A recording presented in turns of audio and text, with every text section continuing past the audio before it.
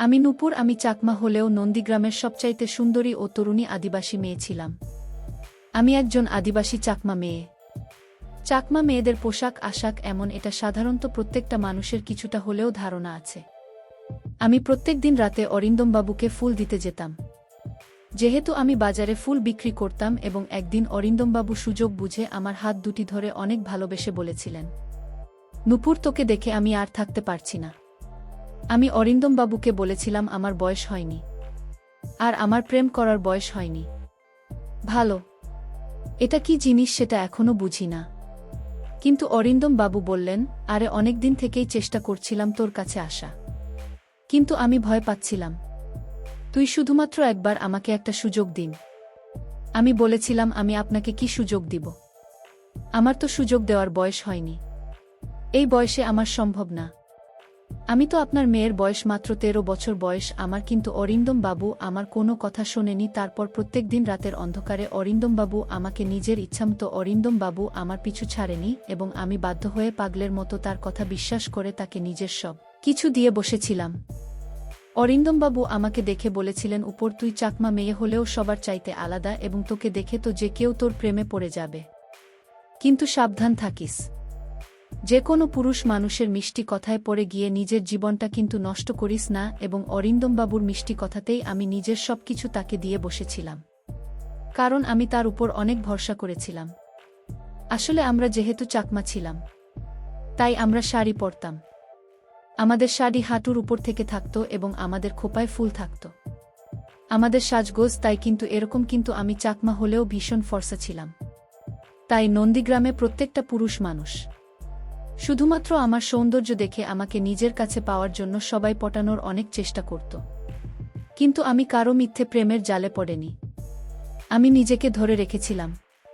কিন্তু আমি যখনই অরিন্দমবাবুকে ফুল দিতে যেতাম, তখনই সে আমার দিকে তাকিয়ে থাকত। যেহেতু আমি ভীষণ ফর্সা ছিলাম, আমি তাকে অনেক ভালো মানুষ ভেবেছিলাম, কারণ উনার চোখের দিকে তাকালে একটা সততার আভাস পেতাম।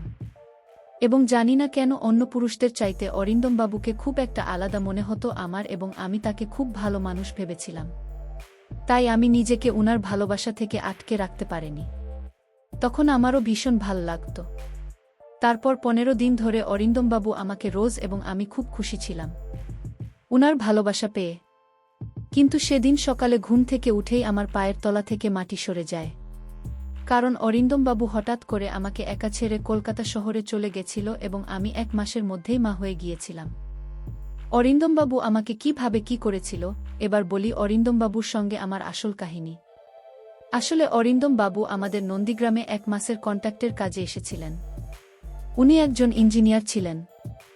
উনার বাড়ি কলকাতা শহরে ছিল, এবং হরিয়া কাকা অরিন্দমবাবুর সঙ্গে থাকত। হরি আকা দুপুরবেলা অরিন্দমবাবুর খাবারদাবার রান্না করে দিয়ে নিজের বাড়িতে চলে যেত। সেদিন বাজারে হরিয়া কাকার সঙ্গে আমার যখন দেখা হয়েছিল, তখন হরিয়া কাকা আমাকে বলেছিল, কি রে নূপুর, তোর ফুল বিক্রি হয়েছে। আজ কিছু ভাল ফুলগুলো কিন্তু আলাদা করে রাখিস বাবুর জন্য। আমি তখন তাকে বলেছিলাম, কেন আজ ভাল ফুলগুলো আলাদা করে রাখব, আর কোনো বাবুর জন্য ফুল আলাদা করে রাখবেন? হরিয়া কাকা তখন আমাকে বলেছিল, পশ্চিম দিকের যে বড় বাড়ি আছে সেই বাড়িতে কলকাতা থেকে নাকি একজন নতুন বাবু এসেছেন। উনি হলেন অরিন্দমবাবু, আর উনি আজকে কিছু ফুল চেয়েছেন। তাই তুই সন্ধ্যায় গিয়ে অরিন্দমবাবুকে কিছু ফুল দিয়ে আসিস। হরিয়া কাকার কথা শুনে সেদিন আমি আমার বাড়ি ফেরার আগে পশ্চিম দিকের বড় বাড়িতে গিয়েছিলাম সাহেবকে ফুল দিতে। তারপর ওই বড় বাড়ির সামনে এসে যখন আমি দরজাটা ঠকঠক করলাম, তখন ভেতর থেকে একটা বাবু বেরিয়ে এলেন। উনি ভীষণ তরুণ ও সুন্দর ছিল দেখতে, এবং উনাকে দেখে সাহেবের মতোই লাগছিল। তারপর উনি আমার পা থেকে মাথা পর্যন্ত আমার দিকে খুব ভালোভাবে তাকিয়ে দেখলেন। তারপর আমার হাতে ফুলের ঝুড়িটা দেখে বাবু বললেন, তাহলে তুমি আমাকে ফুল দিতে এসেছ? আমি তখন বাবুর মুখের দিকে তাকিয়ে বললাম, হ্যাঁ, বাবুকে ফুল দিতে এসেছি। আজ দুপুরে হরিয়া কাকা মুখে এখানে ফুল নিয়ে আসতে বলেছিল। তারপর আমি যখন ফুলের ঝুড়িটা বাবুর হাতে দিয়েছিলাম, তখন বাবু উনি আমাকে ফুলের যতটা দাম হয়েছিল তার চাইতে কিন্তু একটু বেশি পরিমাণে টাকা দিয়েছিলেন। কিন্তু আমি বেশি টাকা নিতে রাজি হয়নি। আমি যখন বেশি টাকা নিতে রাজি হয়নি, তখনই আমার 2 হাত ধরে বলেছিলেন, এই টাকাটা রাগের পরিবর্তে তুমি আমাকে আবার কাল ফুল দিতে আসবে। তারপর আমি যখন ফুল দিয়ে সেখান থেকে ফিরে আসছিলাম, তখন উনি কিন্তু আমার দিকে তাকিয়েছিলেন। তারপর আমি চুপচাপ নিজের বাড়ি ফিরে চলে এসেছিলাম। এইভাবে প্রত্যেক দিন সন্ধেবেলায় নিজের বাড়ি ফেরার আগে আমি বাবুকে ফুল দিতে যেতাম। এইভাবে প্রায় ৩-৪ দিন হয়ে যাওয়ার পরে বাবুর সঙ্গে আমি বেশ কথা বলতে গেছিলাম। আসলে আমি খুব লাজুক প্রকৃতির মেয়ে ছিলাম। আমি প্রয়োজনের বেশি কথা কারো সঙ্গে বলতাম না। সেদিন সন্ধ্যা বেলায় যখন আমি বাবুকে ফুল দিতে যাই তখন উনি সেদিন আমাকে জানি না কেন ঘরের ভিতরে ডেকেছিলেন। এবং আমি যখন বাবুর কথা শুনি, ঘরের ভিতরে ঢুকে উনার হাতে ফুলের ঝুড়িটা দিয়েছিলাম। তখন উনি আমাকে বলেছিলেন, দেখুন উপর, আমি তোমাকে আজ কিছু কথা বলতে চাই। জানি না আমার কথা শুনে তোমার খারাপ লাগবে না, ভাল লাগবে। তখন আমি বাবাকে বলেছিলাম, বাবু তুই আমাকে কি বলতে চাইছিস সেটা নিঃসন্দেহে বলতে পারিস, আমি কিচ্ছু খারাপ মনে করব না। বাবু তখন হঠাৎ করে আমায় বললেন, দেখুন উপর, তুমি চাকমা হলেও তুমি দেখতে ভীষণ সুন্দরী, এবং আমি জানি তোমাদের পোশাক পরিচ্ছদ এরকমটাই, কিন্তু আমি তোমাকে এখন যে কথাটা বলতে যাচ্ছি সেটা বলতে আমার ভীষণ লজ্জা লাগছে, কিন্তু আমি না বলে থাকতে পারছি না। আসলে সৌন্দর্য দেখে অনেক পুরুষ তোমার জন্য পাগল হয়ে যাবে, তাই তুমি নিজেকে ঢেকে রেখো, এটা আমি কিন্তু তোমার ভালোর জন্যই বললাম। তুমি আমার কথা কিছু খারাপ মনে করো না। সেদিন বাবুর কথা শুনে আমি তার চোখের দিকে অনেকক্ষণ তাকিয়েছিলাম এবং জানি না কেন সেদিন তার ওই কথা শুনে আমি তাকে মনে মনে পছন্দ করতে শুরু করেছিলাম, এবং ধীরে ধীরে কখন যে আমাদের দুজনের মধ্যে প্রেম হয়ে যায় সেটা আমরা বুঝতে পারিনি। এবং আমি তো নিজেকে খুব ভাগ্যবতী মনে করেছিলাম, কারণ আমার মতো একজন আদিবাসী মেয়েকে একজন সাহেব পছন্দ করেছিল। তারপর সেদিন সন্ধ্যায় যখন আমি বাবুর বাড়িতে ফুল দিতে যাই তখন বাবু আমায় নিজের ঘরের ভিতরে নিয়ে গিয়েছিলেন। তারপর আমি যখন বাবুর ইচ্ছেটা বুঝতে পেরেছিলাম তখন আমি কিন্তু বাবুকে মুখ ফুটে বলেছিলাম যে, বাবু তুই যখন মরে বিয়ে না করবে ততক্ষণ কিন্তু আমি এসব কিছু করতে পারবো না। আমি জানি তুই ওকে সত্যিকারের খুব ভালোবাসিস, কিন্তু এই সব ভালোবাসা স্বামী স্ত্রীর মাঝে হয়, কিন্তু আমি তো তোর স্ত্রী নেই, তাই যেদিন তুই আমাকে বিয়ে করবি সেদিন তুই পাবি। তারপর বাবু আর আমাকে কোনোদিনও সবের জন্য জোর করেনি। তারপর 2 দিন পরেই বাবু একজন পণ্ডিতকে ডেকে নিজের ঘরের মধ্যেই আমাকে বিয়ে করেছিল এবং আমাকে বলেছিল আমি যাতে এই বিয়ের কথাটা এখন কাউকে না বলি। তাই বাবুর কথা মতো আমিও এই বিয়ের কথাটা আমার বাড়ির লোককেও বলিনি। যে বাবু সাহেব আমাকে বিয়ে করেছিলেন, সেদিন বিয়ে করার পরে প্রত্যেক দিন অরিন্দম বাবু আমার সঙ্গে নিজের পূরণ করতেন, কখনো দুপুরে কখনো সন্ধ্যায়, তার যখন ইচ্ছে হতো। এবং এই কথাটা কিন্তু কেউ জানত না যে আমার সঙ্গে অরিন্দমবাবুর বিয়ে হয়েছিল, কারণ আমরা লুকিয়ে দেখা করতাম। এমনকি হরিয়া কাকা এই কথাটা জানত না। আসলে অরিন্দমবাবু আমাকে বলেছিল সে নাকি যখন শহরে ফিরে যাবে তখন নাকি আমাকেও নিজের সঙ্গে করে শহরে নিজের বাসায় নিয়ে যাবে, এবং সেদিনই সে আমার বাবা মাকে সব কিছু সত্যি কথা বলে দিবে। তাই আমিও স্বামীর কথায় বিশ্বাস করে চুপচাপ ছিলাম। তারপরেই ভাবে 20 দিন হয়ে যাওয়ার পরে সেদিন আমি যখন অরিন্দম বাবুর বাড়িতে যাই তখন দেখি বাড়িতে অনেক বড় তালা লাগা ছিল। তারপর আমি যখন হরিয়া কাকাকে অরিন্দম বাবুর ব্যাপারে জিজ্ঞেস করেছিলাম তখন হরিয়া কাকা যা বলেছিল সেটা শুনে তো আমার মাথায় মনে হলো আকাশ ভেঙে পড়ে গিয়েছে, কারণ অরিন্দম বাবু তো নিজের কাজ শেষ করে কলকাতা শহরে আবার ফিরে চলে গিয়েছিল এবং সে আমাকে একবারও কথা বলেনি যে সে আজকেই কলকাতা শহরে ফিরে চলে যাবে। এমনকি সে নিজের বাড়ির ঠিকানাটুকু আমাকে বলেনি, বাদেনি। এবং সেদিন আমার আর কিছু বুঝতে বাকি ছিল না যে অরিন্দমবাবু আমার সঙ্গে শুধু নিজের ইচ্ছেটা পূরণ করার জন্য আমার সঙ্গে বিয়ের নাটক করেছিলেন। তার মানে উনি আমাকে কোনোদিন মন থেকে ভালোবাসেন। অরিন্দমবাবুর আমাকে ছেড়ে চলে যাওয়ার পরে আমি কিন্তু 9 মাস তার অপেক্ষায় বসেছিলাম, এবং আমি ওই সময় 9 মাসের একজন মা হয়েছিলাম। আমি অরিন্দমবাবুর মা হতে চলেছিলেন।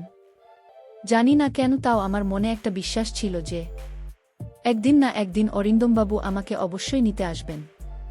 এদিকে গ্রামের লোকেরা তো আমার এবং আমার পরিবারের ঘুম হারাম করে দিয়েছিল। আমার জাতির লোকেরা তো আমাকে ও আমার বাবা মাকে জাতি থেকে বহিষ্কৃত করেছে। আমাকে সবাই কলঙ্কিনী বলে ডাক। তাও আমি চুপচাপ সবকিছু সহ্য করে এটাই ভাবতাম যে একদিন অবশ্যই আমার জীবনের সবকিছু ঠিক হয়ে যাবে। 9 মাস অপেক্ষা করার পরেও যখন অরিন্দমবাবু আমাকে নিতে আসেনি তখন আমি হরিয়া কাকার কাছে অরিন্দমবাবুর কলকাতার বাড়ির ঠিকানা নিয়েছিলাম, এবং ঠিকানা নিয়ে আমি নিজের মনের সাহস করে নন্দীগ্রাম থেকে একাই কলকাতা শহরে গিয়ে অরিন্দমবাবুর বাড়িতে গিয়ে পৌঁছেছিলাম। তারপর সেখানে গিয়ে দেখি অরিন্দমবাবুর অনেক বড় বাড়ি, এবং সে পুরো বাড়িটি কর্মচারীরা ফুল দিয়ে খুব সুন্দর করে সাজিয়ে তুলেছিল। আমি বুঝতে পেরেছিলাম এখানে কোনো অনুষ্ঠান হচ্ছে। তারপর আমি যখন বহু কষ্টে বাড়ির ভেতরে প্রবেশ করলাম তখন দেখলাম একজন ভদ্রমহিলা সবাইকে কাজের নির্দেশ দিচ্ছিলেন। তারপর ওনার নজর যখন আমার উপরে পড়ল তখন উনি আমাকে জিজ্ঞেস করলেন, এই মেয়ে তুমি আমার ঘরে কি করছো, এবং তুমি তো 9 মাসের গর্ভবতী মনে হচ্ছে। তুমি এখানে কিসের জন্য এসেছ? তুমি কি আমার বাড়িতে কোনো কাজ করতে চাও? কিন্তু তুমি গর্ভবতী হয়ে কিছুই তো কাজ করতে পারবে না, এবং তোমার অবস্থাও খুব খারাপ লাগছে। তুমি কি খাবার দাবারও ঠিকঠাক খাওনি নাকি? আরে তুমি কিছু বল, তুমি এভাবে চুপচাপ দাঁড়িয়ে থাকলে আমি তোমার ব্যাপারে কিছুই জানতে পারবো না। আমি তখন ওনার সামনে হাত জোড় করে বললাম, মা, আমি অরিন্দম বাবুর সঙ্গে দেখা করতে চাই। ঠিক ওই সময় অরিন্দম বাবু উপর থেকে নিচে নামতেই আমার দিকে দেখতে আমার সামনে এসে দাঁড়ালেন। তারপর আমি যখন 10 মাস পরে আমার স্বামীকে নিজের চোখের সামনে দেখলাম তখন আর পাথরে প্রণাম নিতে গেলাম। ঠিক তখনই অরিন্দম বাবুর মা আমার হাত ধরে বললেন, এই মেয়ে তুই এসব কি করছিস? আমি তখন নিজের কপাল থেকে চুল সরিয়ে দিয়ে বললাম, আমি অরিন্দম বাবুর স্ত্রী এবং আমি উনার বাচ্চার মা হতে চলেছি। অরিন্দম বাবুর মা তখন আমার হাত ধরে বললেন, তোর কি মাথা খারাপ হয়ে গেছে? তোর মতো একটা চাকমা মেয়েকে আমার ছেলে বিয়ে করবে? আমার ছেলের 2 দিন পরে বিয়ে আছে, তাই এসব তামাশা একদম এখানে করবি না। তাই এখান থেকে চুপচাপ বেরিয়ে যায়। তোর মতো যে কোনো রাস্তার মেয়ে সে বলবে যে সে আমার ছেলের স্ত্রী, আর আমরা সেটা মেনে নেব। ওই সময় আমি কিন্তু অরিন্দম বাবুর চোখের দিকে তাকিয়েছিলাম। তখন উনি আমাকে যা বলেছিলেন সেটা শুনে তো আমার পায়ের তলা থেকে যেন মাটিটায় সরে গিয়েছিল। কারণ উনি আমাকে বলেছিলেন, কে তুমি? আমি তোমাকে চিনি না, আর আমার বাড়িতে এসব ঝামেলা না করে চুপচাপ তুমি বাইরে বেরিয়ে চলে যাও। কারণ 3 দিন পরেই আমার বিয়ে আছে। তারপর তারা আমাকে জোর করে বাড়ি থেকে বের করে দিয়েছিল। বাড়ি থেকে বের করে দেওয়ার পরেও আমি কিন্তু অরিন্দম বাবুর বাড়ির সামনে বসেছিলাম। আমি কিন্তু হার মানিনি, এবং তাদের আমাকে অনেকবার বলার পরেও যখন আমি সেখান থেকে কোথাও যাইনি তখন অরিন্দম বাবুর মা আমাকে বলেছিলেন, এই মেয়ে তুই যদি এখান থেকে না যাস তাহলে আমি কিন্তু পুলিশ ডাক। উনার কথা শুনে আমি কিন্তু তাও তাদের বাড়ির সামনে থেকে কোথাও যাইনি, আমি চুপচাপ ওখানে বসেছিলাম।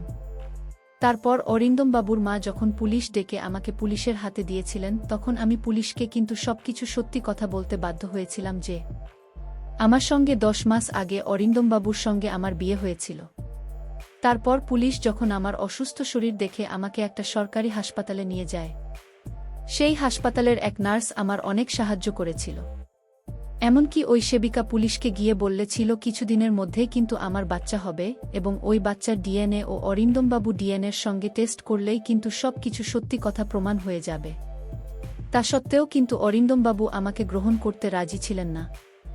এমনকি অরিন্দমবাবু তো আমার সামনে পুলিশকে বলেছিলেন, আমার এই চাকমা মেয়েটাকে দেখতে ভাল লেগেছিল, তাই আমি তার সাথে রাত। তার মানে তো এই নয় যে আমি একজন চাকমা মেয়েকে নিজের বাড়ির বুক করব। তারপর পুলিশে যখন আমার কথায় বিশ্বাস করে অরিন্দমবাবুকে আমার সামনে তাকে জেলে ভরার হুমকি দিয়েছিল, তখন আমি পুলিশের পা ধরে বলেছিলাম, বাবু দয়া করে মোর স্বামীকে কোনো শাস্তি দেবেন না। ওটা মোর স্বামী, আমি আমার স্বামীকে কোনো কষ্ট দিতে পারব না। তা সত্ত্বেও কিন্তু অরিন্দমবাবু আমাকে গ্রহণ করতে রাজি ছিলেন না। আর এদিকে আমি তাও বিশ্বাস করে বসেছিলাম যে আমার ভালোবাসার জয় হবে এবং কাউকে শাস্তি দিয়ে নয়, তাকে ভালোবেসে তার মন জয় করা যাবে। এদিকে অরিন্দমবাবুর বাড়িতে ও সব কিছু প্রকাশ হয়েছিল, এবং অরিন্দমবাবুর সঙ্গে যে মেয়েটার বিয়ে ঠিক হয়েছিল তারাও সব কিছু জানার পর এই বিয়েটা কিন্তু ভেঙে দিয়েছিল। এদিকে আমি খেয়ে না খেয়ে অরিন্দমবাবুর বাড়ির সামনে পড়ে থাকতাম। তারপর সেদিন আমার যখন অনেক পেটে ব্যথা হয় তখন জানালা দিয়ে কিন্তু অরিন্দমবাবুর মা সব কিছু দেখছিলেন, এবং আশেপাশের কিছু মহিলা আমার খুব সাহায্য করেছিল। তারপর ওই সময় আমি যখন মা হয়েছিলাম তখন অরিন্দমবাবুর মা ও আমার কষ্ট দেখে নিজেকে আর সামলে রাখতে না পেরে আমার পাশে এসে আমার মাথায় হাত বুলিয়ে আমার হাত ধরে আমাকে সাহস দিয়েছিলেন। এবং সেদিন আমি অরিন্দমবাবুর বাড়ির সামনেই কন্যা সন্তানের বাবা হয়েছিলেন। এবং সেদিন আমার শাশুড়ি মা তার ছেলেকে ঘরের ভেতর থেকে টেনে নিয়ে এসে বলেছিলেন, এত ভালোবাসা আর কোনো মেয়ের কাছ থেকে তুই পাবি না। এই মেয়েটা তোকে অনেক ভালোবাসে, এবং বুকে জড়িয়ে নে তোর সন্তানকে, কারণ তুই না মানলে ওটা তো সন্তান, তাই তাদেরকে আর কষ্ট দিস না। আমার বোমা এবং আমার নাতনিকে গ্রহণ করে ঘরের ভিতরে নিয়ে চলে। কারণ নূপুরের জায়গায় যদি অন্য কোনো মেয়ে থাকত তাহলে আজ তোকে কিন্তু জেলে ভরে দিতে পারত। কিন্তু নূপুর সেটা করেনি। ভালোবাসা দিয়ে তার স্বামীর মনটাকে জয় করে নিয়েছিল এবং তার শাশুড়ি মাকে। আজকের গল্পটা কেমন লাগলো তা অবশ্যই কমেন্ট করে জানাতে ভুলবেন না। আর আমার চ্যানেলটিকে সবাই সাবস্ক্রাইব করে দিও। ধন্যবাদ সবাইকে।